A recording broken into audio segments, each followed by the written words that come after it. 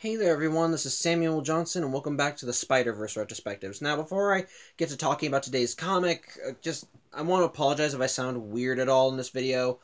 My voice has just been kind of weird all day. I don't know what the cause of it is. I suspect it either is maybe a bug or something that I caught because I've been feeling kind of exhausted all day. Or I could have thrown my voice out from excess yelling because because Chindy likes to mess with my other dog, Xander, and it's not nice. I'm not going to get into too much detail. The point is, my voice has just not been well, and as a result, I'm just going to be sounding weird throughout this whole video, so apologies in advance if it's distracting at all, so there. But anyway, with all that out of the way, today we're going to be continuing our discussion on the Edge of Venomverse miniseries as we take a look at Edge of Venomverse number 2. And, as I said on Saturday, the subject of today's comic is a rather interesting comic book character. One that, honestly, I feel deserves a lot more attention. Gwendolyn Poole, aka Gwenpool. Now, for those of you who have no idea who Gwenpool is, allow me to get into her backstory, in a meta sense.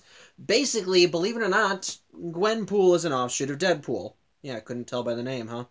But basically, how she came into existence was, believe it or not, because of Spider-Gwen.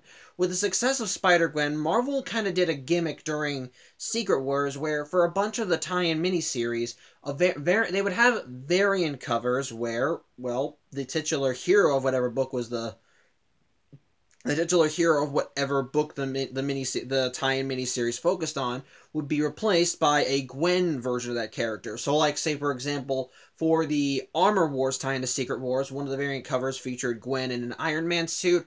For the Thor's miniseries, we saw a Thor Gwen. For 1602, Witch Hunter Angela, we saw a Gwen version of Angela, and so on and so forth. And as such, for one of those tie-in miniseries, specifically Deadpool's Secret Wars, one of the variant covers featured a Gwen version of Deadpool. And, well, the fan reactions to that version of Gwen were actually very positive. So much so that Marvel decided that what if we turned this variant cover Deadpool Gwen into her own actual character? And as a result, Gwenpool was born. Now, she didn't get like a mini-series, she didn't end up getting a series right off the bat.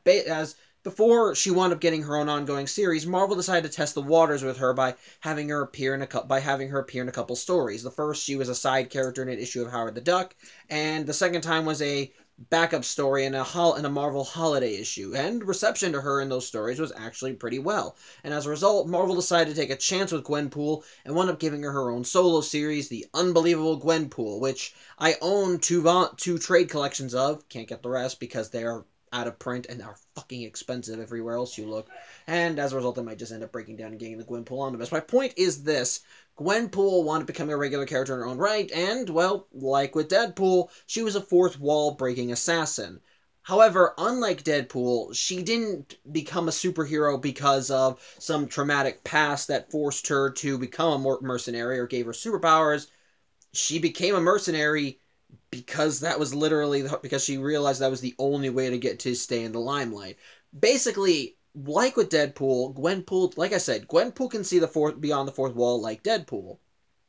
But whereas Deadpool gained that insight from being brutally tortured to the point where he was driven insane, Gwenpool already knows that Gwenpool very much is fully aware that she exists in a comic book because she's from our world. She's from the real world, where all the people that she interacts with in these books are fictional. As such, she is aware of comic book tropes and mediums, and because she's read about these characters in books, she's privy to a lot of their secrets and status quo. She's aware of a lot of meta comic knowledge that fans of a comic book would know, and as a result, she's carried that knowledge with her into the comic book world.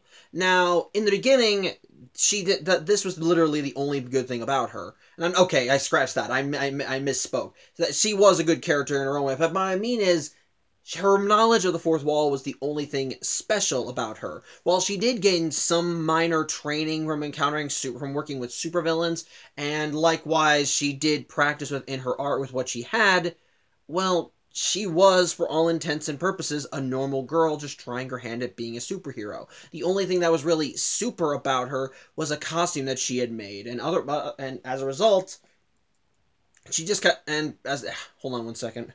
Sorry, got tongue-tied. But yeah, basically the only thing super about her at first was a costume she made, and basically her status quo, her supporting cast, her everything had to be developed over the course of her solo series, which, as the solo series went on, though, she did actually gain some form of superpowers, and those powers were, believe it or not, her meta-knowledge.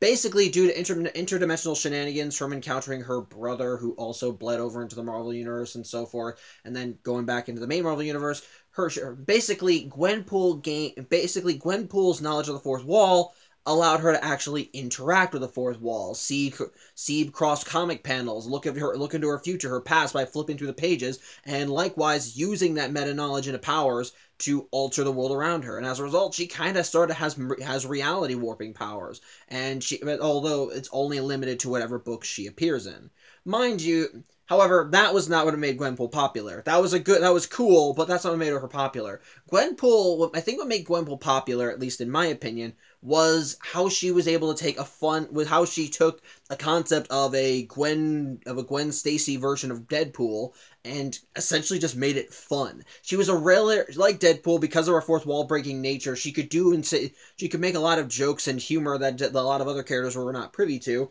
And because of her meta-knowledge of the comic book world, it made her privy to certain facts and tropes that allowed her to navigate through the comic world better. At one point, when she was still trying to find a way to stay relevant in the comic world, because, well, comic characters come and go, and when they stop being popular, they tend to fade away, there was a mini-series called Gwenpool Strikes Back, where she was going across the Marvel Universe and trying to find ways to stay relevant in the public eye, just because she didn't want to fade away, and she wound up eventually finding that by unintentionally retconning her existence into believing that she was a mutant, which allowed her to be lumped in with the X-Men, which in turn gave her even more story opportunities and potential. It was honestly she's a really good character, and what makes it better too is that she does seem to have some, like Deadpool before her, she does have some kind of tragic backstory, as there is a reason why she is so happy to be a part of the Marvel Universe. And when it comes down to her home life and her home dimension, it was implied that she didn't really feel like there was anything to go back to. So there is a sadness to her that I think also makes her unique and interesting,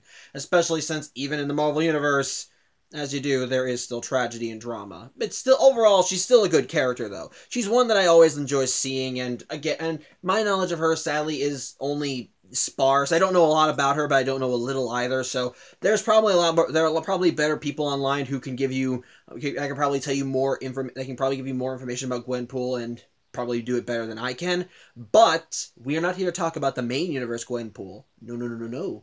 Today, we're going to be focusing on an alternate version of Gwenpool. One from a story that was printed around the time where her fourth wall breaking was just a character quirk, rather than her full-on superpowers.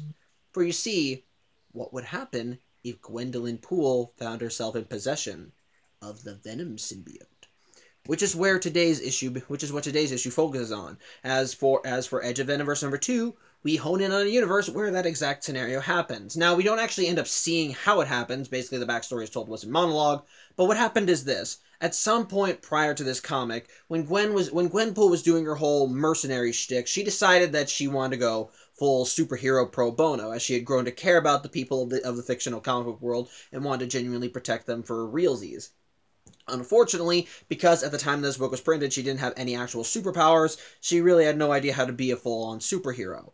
But thankfully, fate gave her a break, as during that time, she wound up encountering someone who was bonded with the Venom symbiote, who was trying to get rid of it. Now, we never learned who this person was. It could have been Spider-Man, it could have been Eddie Brock, it could have been any of the other multitude of Venomized hosts that we've seen in the main Marvel Universe. But the point is, they wanted to get rid of the Venom symbiote, and when Gwen encountered this person, the symbiote apparently was taking a liking to Gwen, so she offered to take it off of whoever this mystery person's hand. She offered to take the symbiote off the mystery person's hands, and as a result, the symbiote wound up going to Gwen, bonded with her, and she went on to become Venompool. I don't know. Even in universe, Gwen can't really figure out what her new superhero name is. But point is, she wound up bonding with a symbiote, and ever since, she's been using it in her hero escapades to fight crime and so forth. And the comic actually opens as she's in the middle of doing that said thing, as she ends up interrupting a drug deal with honestly a kind of fun fake out as she walks in her regular Gwenpool attire, says she'll put a stop to that, and the response is that the drug dealers end up pulling out the rifles and shooting her. several times. However, as she lies on the ground dead with her blood coming out of her body, you start to see that as the panels keep going on, you start to see the blood starts darkening. It starts moving. And in the final panel, you see that it's now all black and Gwen is smiling. And when she gets back up, you soon see her in her full venomized form, which, let me see if I can find that one. Yep. Here is Venomized Gwenpool. If I can give credit where it's due, I kind of love this design. Honestly, the Venomized version of Gwenpool is very unique in that regard. Not just in design, but in also her powers. Hold on one sec.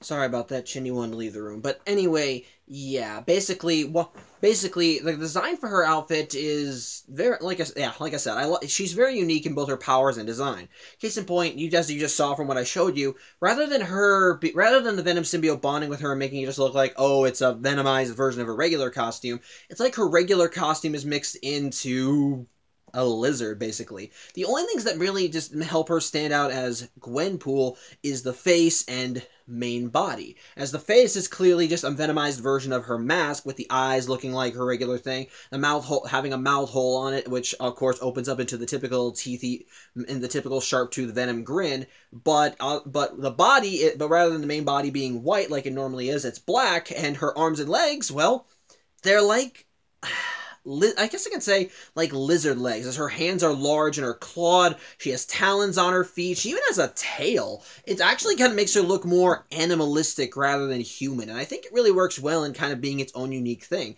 And to kind of even further distinguish her from other Venoms across the multiverse, her power set is not like the typical Venom power set. While she does showcase traits that you typically see with Venom, i.e., she does have her own version of web slinging, which involves her tail, which allows her swinging on her tail, and she does cling to walls at one point. Her powers are not the typical thing, as not only is her strength and speed improved, which is par for the course with any symbiote, she also showcases some limited shape-shifting abilities, including making her head bigger, changing her mouth size, the teeth in her mouth, even shape-shifting her arms into various weapons and so forth, making them bigger. At one point, she turns them into a hammer, and she can even form shields from it. It's actually pretty unique and honestly cartoony and zany. I kind of like it, and it fits for Gwenpool, but going back on topic, when Gwenpool ends up showing off her venomized side to the drug dealers, well, before she can end up doing anything to stop the deal, she gets interrupted by ninjas. Not even kidding. Like, ninjas just come right the fuck out of nowhere, which, of course, even Gwenpool's like, what the hell for, but the symbiote's actually more than happy to do this, because for one thing, the group of ninjas are literally cannon fodder in comics, so she can just go nuts and there's no problem, and two, the symbiote's hungry, so it wants to feast on the ninjas. As such, Gwenpool just starts slaughtering everybody in the area, and anyone that doesn't get slaughtered just runs for their lives because, hey, they don't want to deal with the girl bonded with the living pile of alien slime. But as Gwen realizes that she's pretty much killed everybody there, and anybody she hasn't killed has retreated, she ends up encountering someone else who is keeping an eye on the scene. This world's version of Daredevil, who, in this reality, is a lot cuter, hunkier, and kind of in more in Gwen's age demographic. And the instant Gwen sees him, she just goes gaga. She's like, holy shit, it's Daredevil, and he's hot. As such, Daredevil ends up reading Gwen the riot act because, well, he wanted to keep an eye on those ninjas because apparently they were associated with an organization called the Hand, which is supposed to be this extraterritorial underground ninja operation that essentially has their hands in all these illegal activity across the world. And Daredevil's had a few encounters with them in his solo book. I really don't know a lot because my knowledge of Daredevil is somewhat limited. My point is this: Daredevil was keeping an eye on them because keeping an eye on ninjas because he heard that the Hand was getting involved with opioids, and since Gwen just killed any all available ninjas and forced the rest into retreat, he now has no leads connecting the Hand with the drug dealing. So Gwen is of course a little embarrassed by this, but Daredevil does say it's fine. And he'll just try again another time before going off to kind of do his own thing. In the meantime, while Gwen is of course a little flustered from having encountered Daredevil, she soon realizes the time, knows the sun is up, and realizes she has to get back to her day job. And yeah, it turns out that she works at a law firm in her day-to-day life in this universe. Although, on the way there, we do get a bit of exposition regarding Gwen and the symbiote, because, well, it turns out that the symbiote bonding with Gwen has kind of given it some extra normal perception, i.e., like Gwen, it is fully aware that it exists in a comic book, and that the universe that we're seeing in this book, it's not canon. It's not canon, completely out of continuity, so some things are not going to fit in with the main Marvel universe, like with Daredevil and how he was hotter and hunkier, which even Gwenpool was thought, that's not how it's supposed to be. As such, it does kind of it does kind of result in Gwen going, so this is more like a what if, like, okay, right. But, whatever. But either way, that's just kind of like but either way, Gwenpool does manage to arrive back at her work, and get to the roof, and the symbiote ends up switching her outfit over into a women's business suit, even giving her glasses, which apparently completely hide her identity, and because nobody can tell that the mercenary Gwenpool and Gwendolyn Poole are the same person. It all just works out. But either way, Gwen gets into her job, and essentially she's the personal assistant to the head of this law firm, who is a sleazebag by the name, I think, Mr. Whitmore. Let me see. I have to kind of remember. Where is his name? What is his name? Sorry, I know I said it here. Oh, Melville. His name is Mr. Melville. Sorry. Either way, she goes to meet with Mr.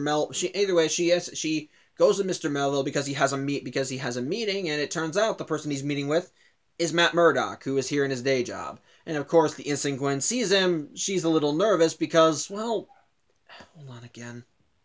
Sorry about that. Chindy wanted to go out and back. Also, I think it might be a bug because I just got exhausted going upstairs. Anyway, sorry, getting sidetracked.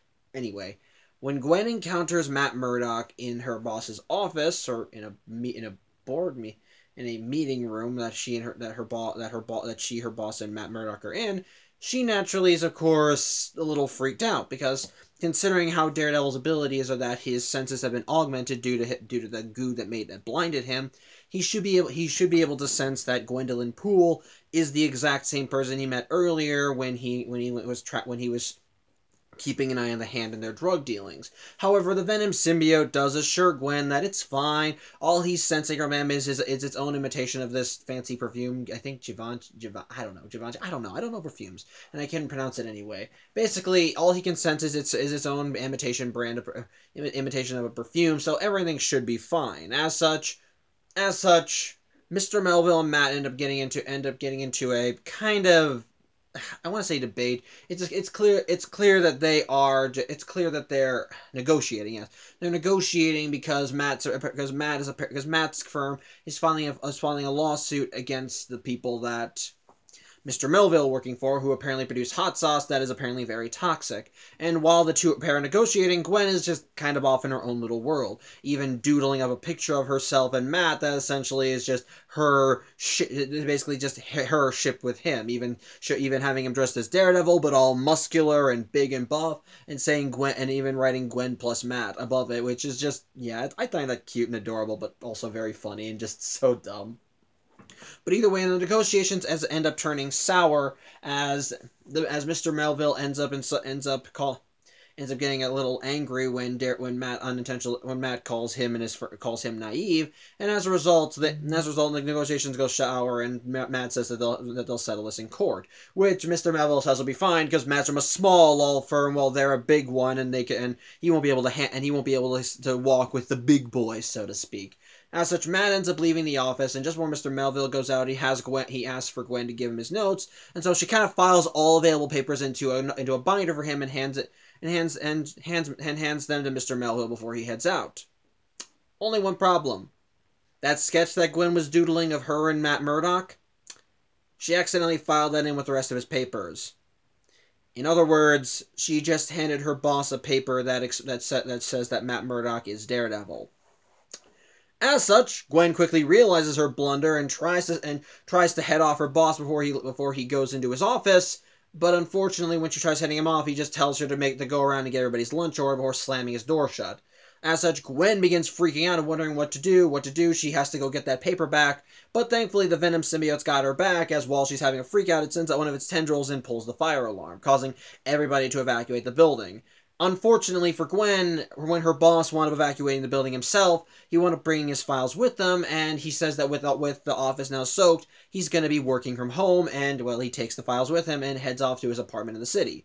As such, while the Venom symbiote is urging Gwen on to kill Mr. Melville, which is something it's been doing ever since the argument earlier in the story, because, well, Gwen does have the hots for Daredevil, and the symbiote doesn't like that Gwen's getting upset. Basically, Gwen realizes she does still need to follow him back to her apartment, so after going into an alley, she suits up, so to speak, and swings after him. Although what she doesn't realize is that Daredevil's actually following close behind.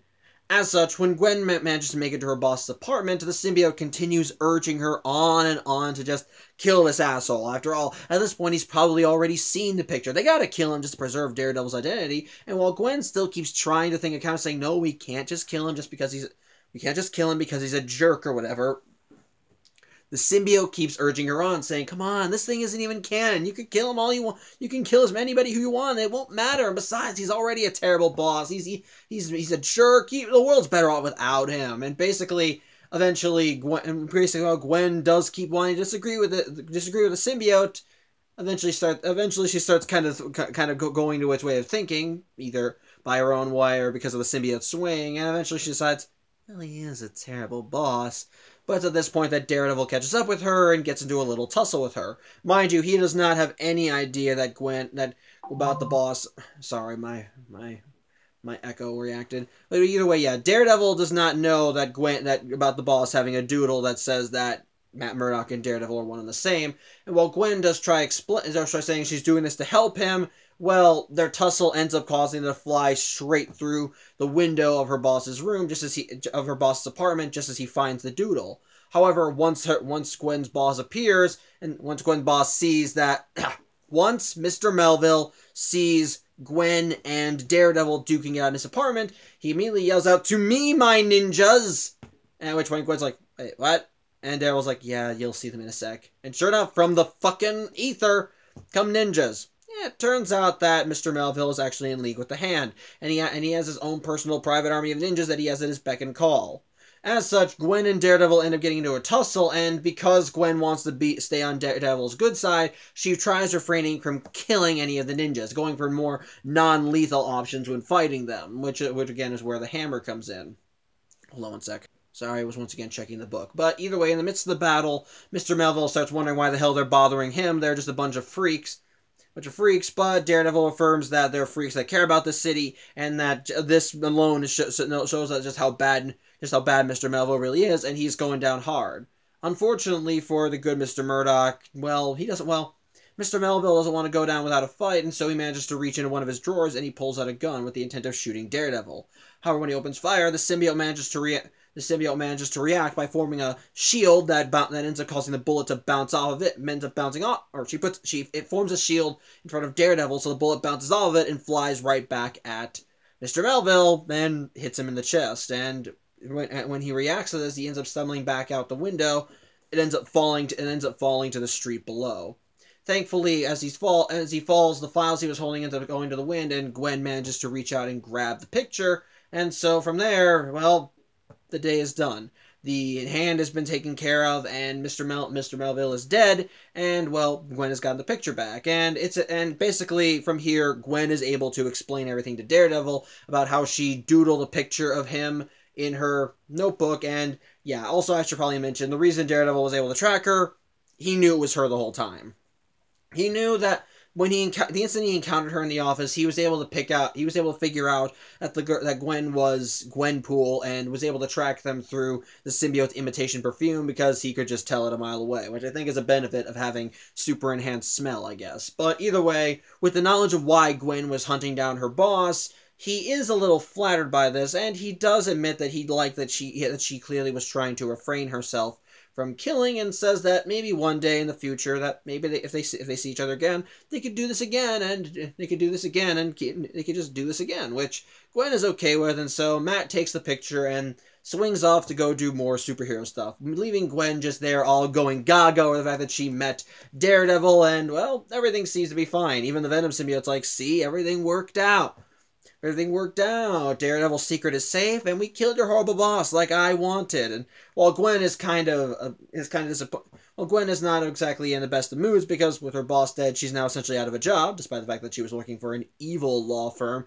The Venom symbiote tries reassuring her that everything will be fine until they get an unexpected visitor in the form of Daredevil, oddly enough. Who says he made it? He says he came back, and he thinks that maybe he and Gwen could instead go to patrol the city together. Something that Gwen is all too excited for. Only something is clearly not right.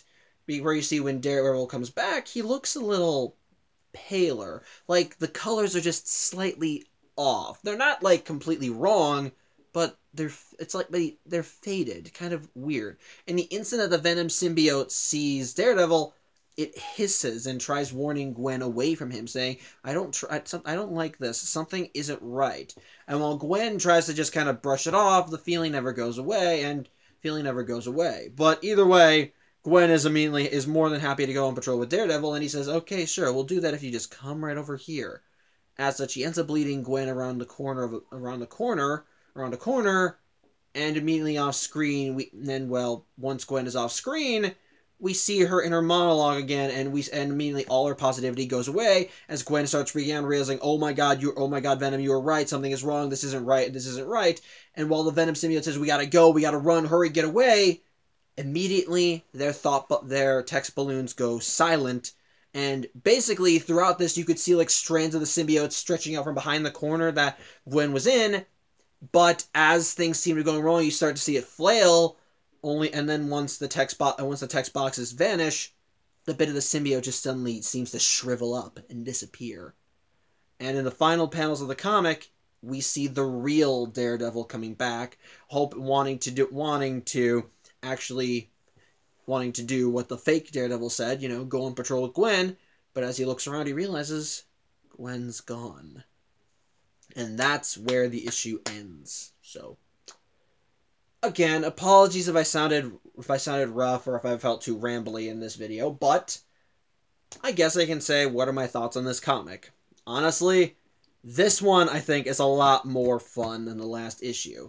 This one is very much zany, over the top, and just it's just having a ball with what it has. The comic is fully aware of how crazy and insane the scenario is, but rather than try and go all in on it and showcase, the darker side of being bonded with a symbiote, it instead just has fun with the setup and plays around with the idea of what would happen if a fourth wall breaking character like Gwen, who obviously loves comic books, knows all the tropes, and is now crushing after Daredevil, had the symbiote. And it just goes all the town with it. Like with other hosts, you see her debating with the symbiote, but what I love about their dynamic in this comic is that Gwen is, she's clearly having fun. And likewise, the symbiote is the amount of free reign that the symbiote has with Gwen, considering that she was a mercenary and clearly had no qualms with killing, is just kind of amazing. And the only time that Gwen ever has any issue with the symbiote killing anybody is when she feels it's undeserved, like with her boss, and how the symbiote continually kept trying to urge her, come on, let's just kill him, and she had to keep reining it in, even though there was times that she clearly wanted to just let the symbiote run loose. Or likewise when Daredevil was involved, like when she and Daredevil wanted to help fighting side by side against the hand ninjas when Mr. Melville sicked them on them. At that point, she was clearly just trying to stay on his good side, and of course that means no killing. But therein also is where even more of the fun begins. The whole story is just fully, because the story plays with that meta knowledge, ends up playing everything from the meta knowledge perspective. That meta knowledge extends to the characters and how they navigate through the story. Specifically, when it comes to Gwen and the Venom symbiote, both are fully aware that they are in a comic book. And because of the union they have, the Venom symbiote is fully aware that the events that happen in this comic are non-canon. That in the terms of the greater Marvel Universe, everything that happens here doesn't matter. Gwen is not supposed to have the symbiote. Daredevil is not supposed to be young and hot. Everything that happens in the story is not supposed to be normal, which means they have more free reign. Which I kind of find amusing is that as the symbiote even tries using that as a basis for letting Gwen go off the rails, because hey, none of this is canon anyway. Why should you care? Why should we care? Which I like that. I kind of find that's fun. That's amusing. And I especially love how the symbiote just keeps trying to talk Gwen into doing all these heinous things. And while she does resist it, it's more along the lines of, she doesn't go along with it for the sense of, oh, I gotta stay on the moral high ground. It's more in the sense of, I don't know, I don't think that's a good idea. I love that. I especially just love the little moments when the symbiote keeps trying to say, come on, let's kill them, let's kill them. It's like, no, no, what is wrong with you? We're not gonna kill them. I love that little bit of dynamic, and then when they're even getting along, it's even better because the symbiote's like kind of a dumb best friend, a best friend who makes all the wrong decisions, but you like having around because they're endearing. Like when at the end of the story, when Daredevil and Gwen manage to wind up killing Mr. Melville and get the picture back, when Gwen's like, well, great, now I'm out of a job, and the symbiote's like, but you worked at an evil law firm, but you worked at an evil law firm, and you got your picture back, so, I think it's a win-win.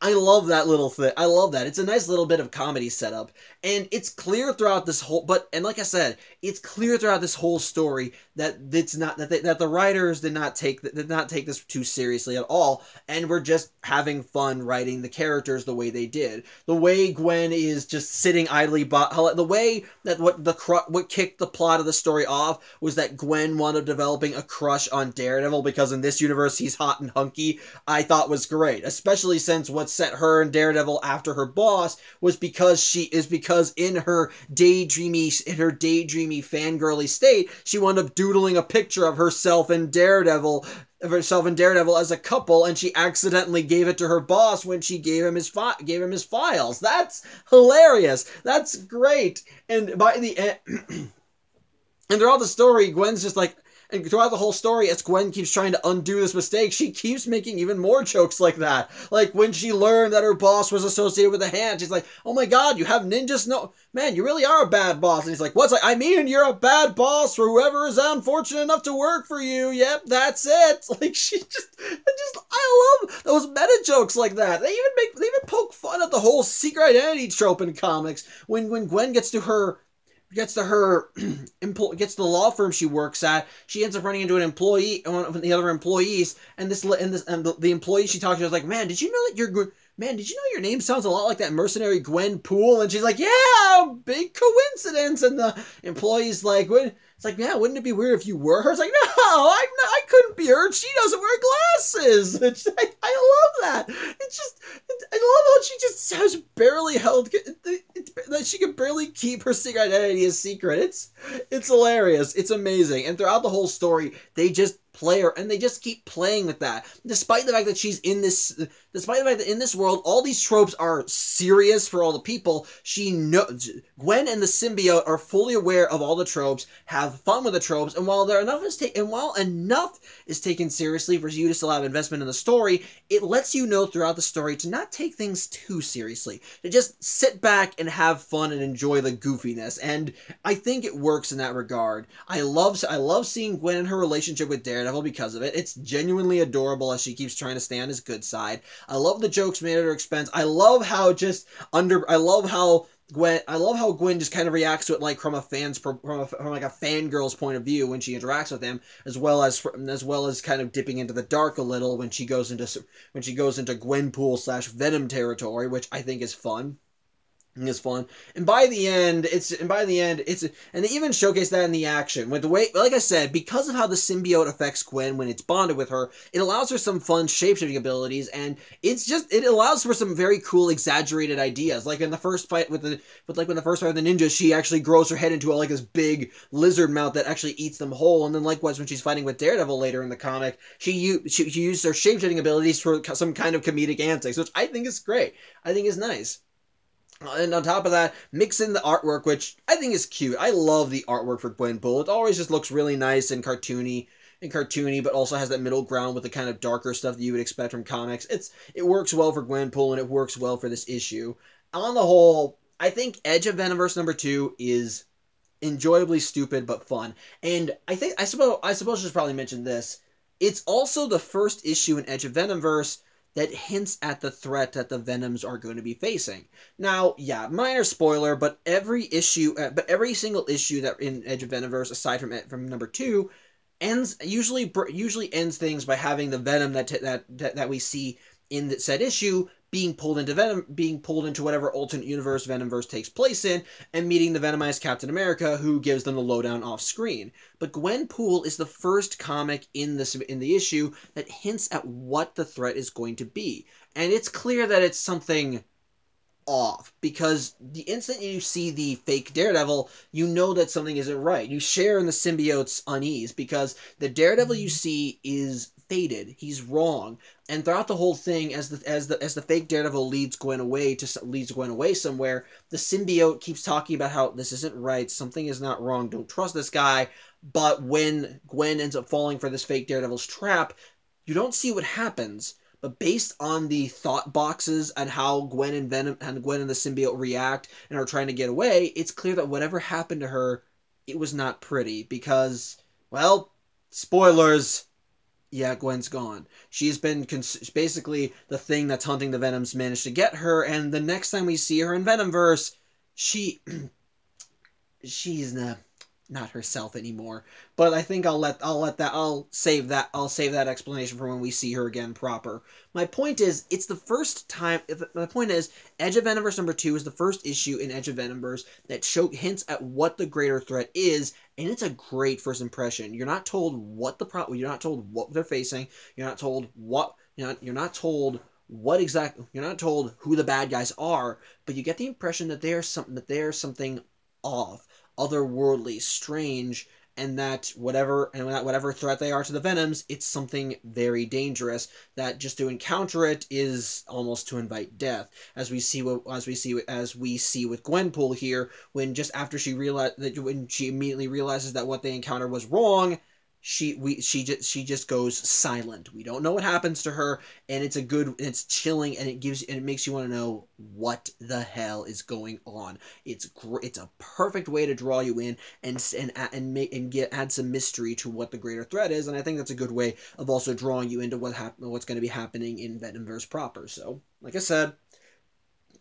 on the whole, the main story is silly, goofy, cute, dark, and all around fun. It doesn't take it's serious enough that you can enjoy. It's goofy. It's full of goofiness and fun, especially with Gwenpool's antics as she and the symbiote have to navigate through everything. Like, what kicks out the plot is just as enjoyably stupid, but it's just enjoyably stupid. And while for the most part the comic doesn't take itself too seriously, it still grounds itself enough in the world that it takes place in for you to still care about what's going on in the characters, especially with Gwenpool's plight and trying to protect Daredevil's identity because of her fangirlish nature. So there you go. Overall, comic was silly, stupid, but the fun kind of stupid. I recommend it if you haven't found it yet. I think it's a good thing to add to your comic collection, especially if you're a fan of Gwenpool. So, yeah, that's about it. Thank you for watching. I'm Samuel Johnson. Again, apologies for my voice throughout this video, but I hope to see you Thursday as we look at issue 3 of Edge of Venomverse. And, well, I think it's time we see what would happen when the Venom symbiote joins with the Spirit of Vengeance. So till then, hope you have a good night. Hopefully by Thursday I'm back to normal. And as always, take care.